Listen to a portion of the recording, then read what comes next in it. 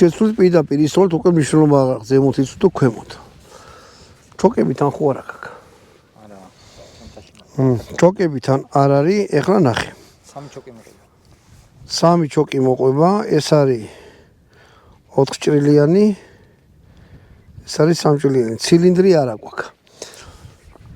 ეხლა სანამ იმას ვიზოლვით, რა ქვია, სულ იარაღის ჩაწერას დავიწყებით.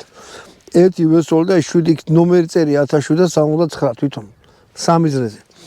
ერთი ცალი ვისწავლ და იმ 7-იანის თავზე მოხვდა. ანუ იქ უკვე ნახვრეტი აქვს, ანუ ეხლა რო ვესწრი, ეგ არ გაითვალისწინოთ. ეხლა სოლიდოს რა ვქენი რა, ანუ ამ სანადირო თოფებში როგორი სიტუაცია.